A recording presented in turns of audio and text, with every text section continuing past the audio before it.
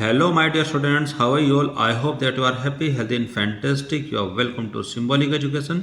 Symbolic Education में आपका स्वागत है। डियर स्टूडेंट्स, आज की इस क्लास में हम आपके 12th क्लास की इंग्लिश के बुक विस्टार्स के चैप्टर नंबर 5 को स्टडी करने वाले हैं। उसकी हिंदी और उसके व्याख्या जानने वाले हैं, जिसका नाम है on the face of it.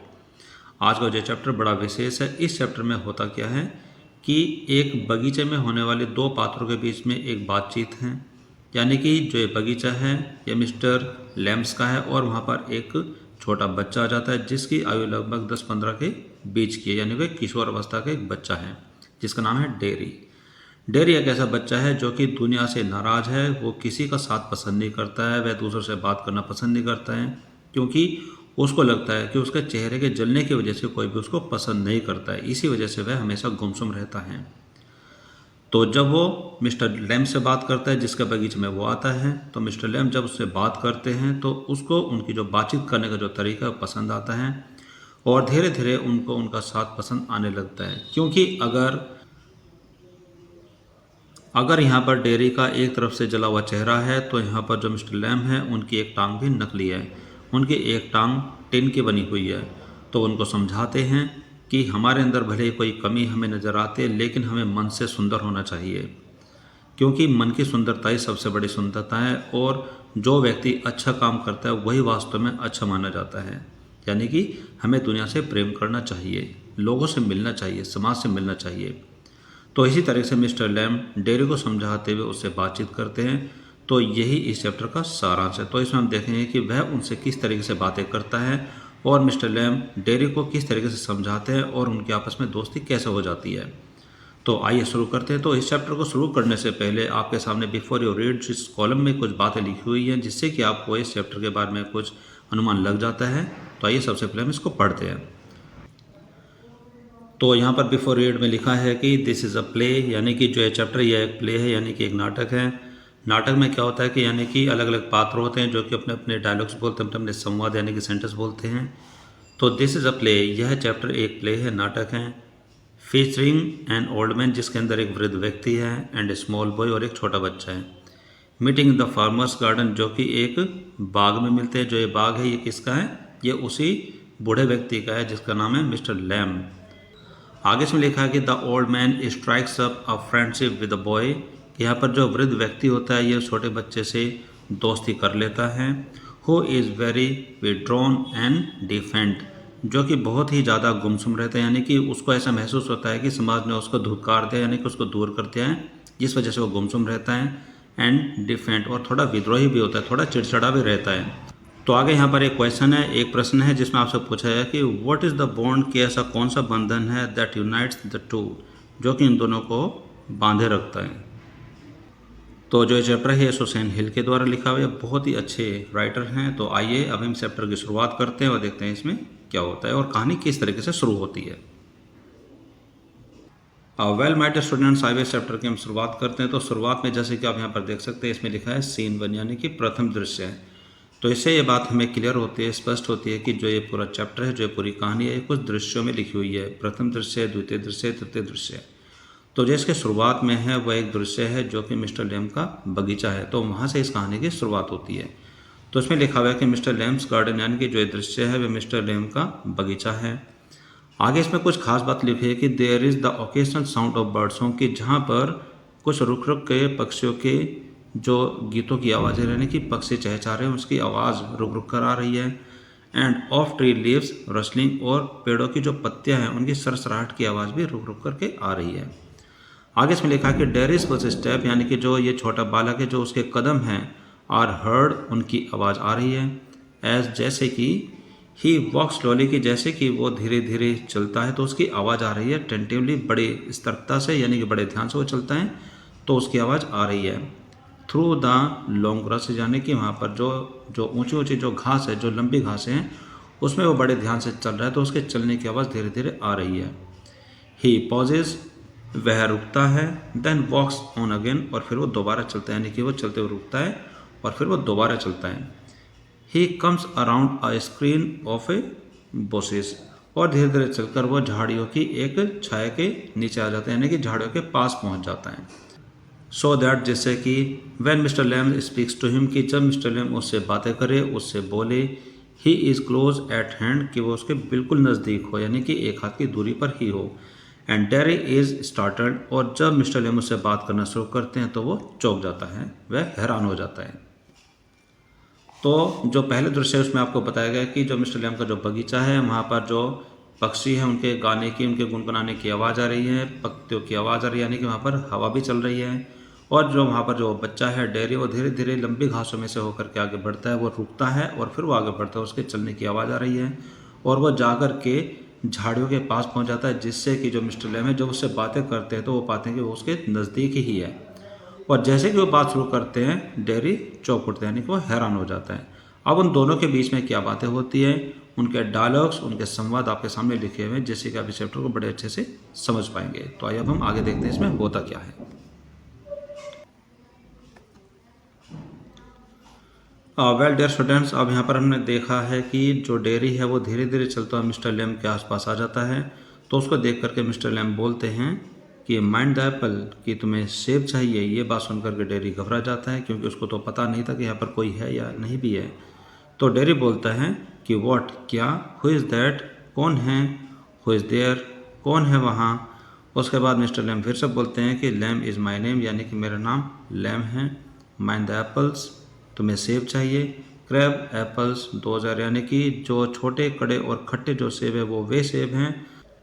Wind falls in the long grass, जो कि हवा के चलने की वजह से उन लंबी लंबी घासों में गिर गए हैं। ये कोई ट्रिप, तुम उनके ऊपर चढ़ सकते हो, यानी कि तुम्हारा पैर उनके ऊपर आ सकता है। आगे फिर डेरी बोलता है कि आई देयर, आई कि मैं वहाँ, आई थॉट कि मुझे लगा, यानी कि मैंने सोचा। This was an empty place कि यह एक खाली जगह, यानी कि जो ये बगीचा है ये खाली होगा।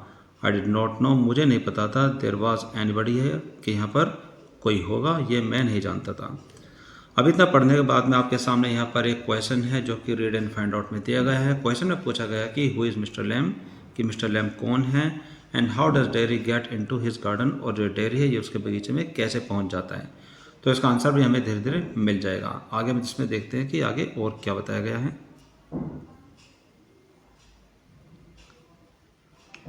आगे इसमें मिस्टर लैम बोलते हैं कि दैट्स ऑल राइट, कि ठीक है, कोई बात नहीं, it's okay, I am here, कि मैं यहाँ हूँ। What are you afraid of, कि तुम्हें किस चीज़ से डर लग रहा है। यहाँ पर जो अफ्रेड ऑफ का जो मतलब है, इसका मतलब है डर जाना। तो मिस्टर लैम उसको देख करके बोलते हैं कि what are you afraid of, कि तुम्हें किस चीज़ से डर लग रहा है। बॉय, बालक, तुम्हें किस चीज़ से डर लग रहा है। दैट्स ऑल राइट, कि कोई बात नहीं, ठीक है, सब ठीक है। डेरी बोलता है कि आई थॉट, मुझे लगा, इट वॉज एम्प्टी, मुझे लगा कि यह जगह खाली है, एंड एम्प्टी हाउस, और यह खाली घर है। मिस्टर लैम आगे बोलते हैं कि सो इट इज़, हाँ खाली तो है, यानी कि जैसा तुम सोच रहे हो कि यह खाली घर है, कि हाँ खाली तो है। Since I am out here in the garden, कि जब मैं यहाँ पर उस घर से बाहर इस बगीचे में हूँ तो वह घर खाली तो हुआ। इट इज़ एम्प्टी, यह खाली ही है। Until I go back inside, कि जब तक कि मैं वापस नहीं चला जाता हूँ तो वह घर खाली ही है। इन द मीन टाइम, और इसी दौरान, आई एम आउट हेयर, कि मैं यहाँ पर बाहर हूँ। एंड लाइकली टू स्टॉप, और संभवतः, यानी कि संभावना यह भी है कि मैं यहाँ पर ही रुकूँ। अ डे लाइक दिस, ऐसा एक दिन, ब्यूटीफुल डे, बहुत ही सुंदर दिन। Not a day to be indoor, और ये इतना सुंदर दिन है कि उसमें घर के अंदर नहीं रहना चाहिए, इसलिए मैं बाहर हूँ। आगे इसमें लिखा है कि डेरी बोलता है थोड़ा डरते हुए कि आई गॉट टू गो, कि मुझे जाना है। आगे मिस्टर लैम बोलते हैं कि नॉट ऑन माई अकाउंट, कि मेरी वजह से तो मत जाओ, यानी कि मैं तुम्हें जाने के लिए नहीं कह रहा हूँ। आई डोंट माइंड, कि मुझे बिल्कुल भी एतराज़ नहीं है। Who comes into the garden, की कौन इस बगीचे में आता है, मुझे इससे कोई फ़र्क नहीं पड़ता है। The gate is always open, यानी कि जो इसका गेट है, जो दरवाज़ा, वो हमेशा खुला रहता है।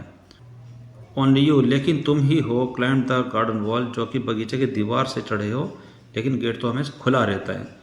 आगे फिर डेरी थोड़ा गुस्से में आकर के बोलता है, यू आर वॉचिंग मी, कि आप मुझे देख रहे थे, यानी कि आप मुझ पर नज़र रख रहे थे।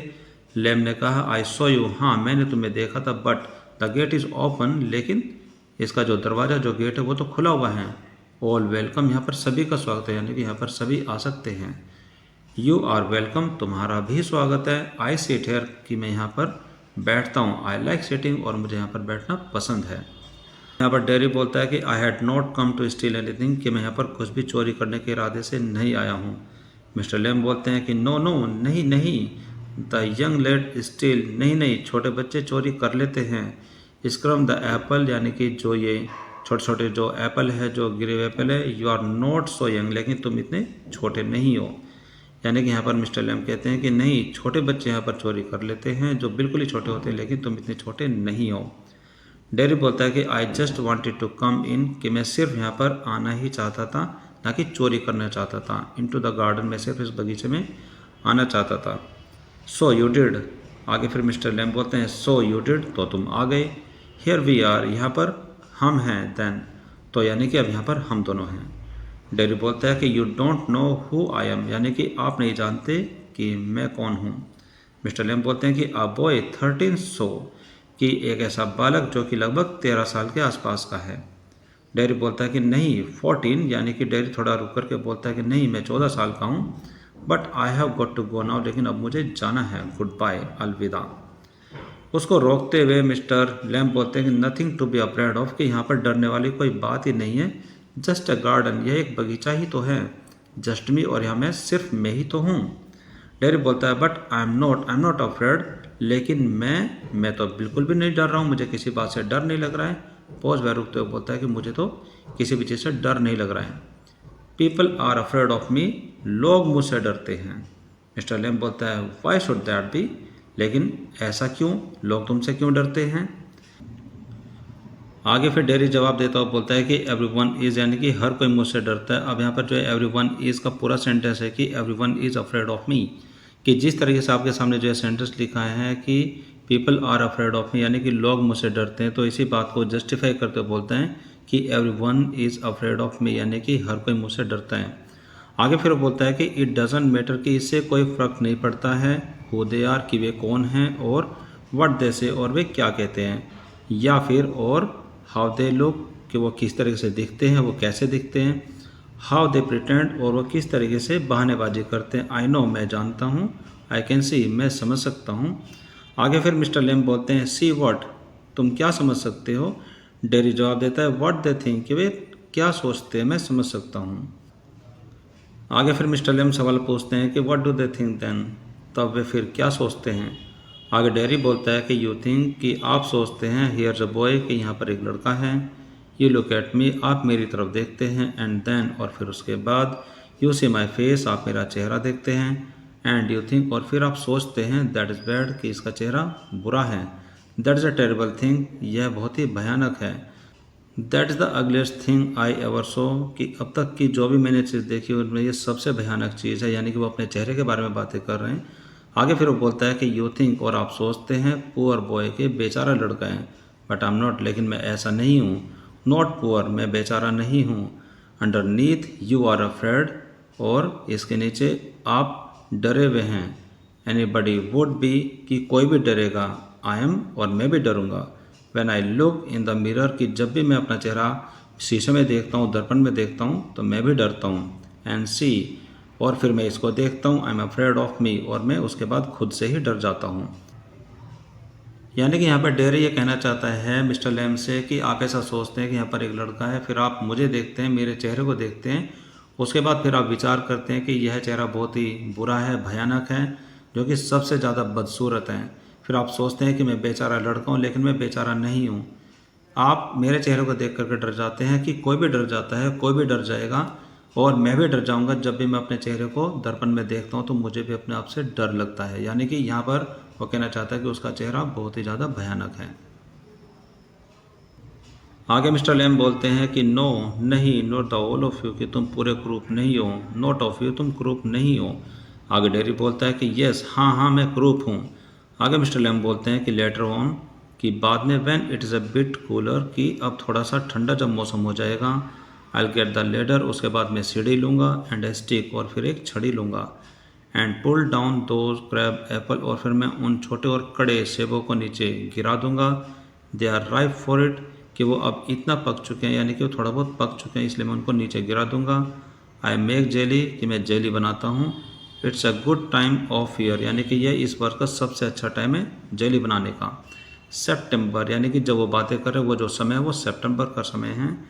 आगे मिस्टर लैम्प बोलते हैं कि लुक एट देम, कि उन सेबों की तरफ देखो, ऑरेंज एंड गोल्डन, ये जो कि नारंगी और सुनहरे रंग के हो गए हैं। That is a magic fruit, ये एक जादुई फल है। आई ऑफन से, कि मैं प्राय कहता हूँ, बट लेकिन it is best picked and made into jelly, लेकिन ये सबसे अच्छे फल हैं जो कि तोड़ करके जेली बनाने के काम आते हैं। You could give me hand, तुम मुझे अपना हाथ दे सकते हो। यानी कि यहाँ पर मिस्टर लैम जो डेयरी है उससे उसका हाथों का सहारा मांग रहे हैं, यानी कि उसकी कोई हेल्प मांग रहे हैं।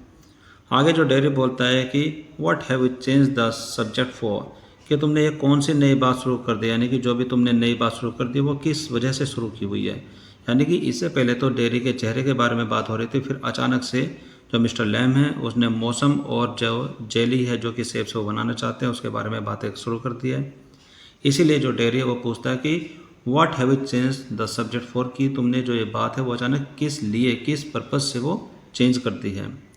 पीपल ऑलवेज डू दैट, लोग हमेशा ऐसा ही करते हैं, यानी कि लोग हमेशा बातों को चेंज करते हैं। Why don't you ask me, कि आप मुझसे पूछ क्यों नहीं लेते। Why do you do what, कि आप ऐसा क्यों करते हैं। दे ऑल डू, कि जैसे कि वे सभी लोग करते हैं, यानी कि आप भी बातों को क्यों बदल देते हैं। एंड प्रिटेंड इट, और ऐसा बहानेबाजी करते हैं, ऐसा दिखावा करते हैं। इट्स नॉट ट्रू, कि ये बात सच नहीं है। एंड इजंट देयर, कि क्या ये बात वाकई में सच नहीं है। यानी कि वो यहाँ पर फिर भी अपने चेहरे के बारे में बात कर रहे हैं कि आप ऐसा और बाकी लोगों की तरह क्यों करते हैं। यानी कि why do you do what they all do, यानी कि वे सभी लोग जैसा करते हैं, यानी कि वो हमेशा सब्जेक्ट को बदल देते हैं, बातों को बदल देते हैं, तो आप भी ऐसा क्यों करते हैं और ऐसा बहानेबाजी, ऐसा दिखावा क्यों करते हैं कि क्या ये बात सच नहीं है, क्या ये बात वाकई में सच नहीं है।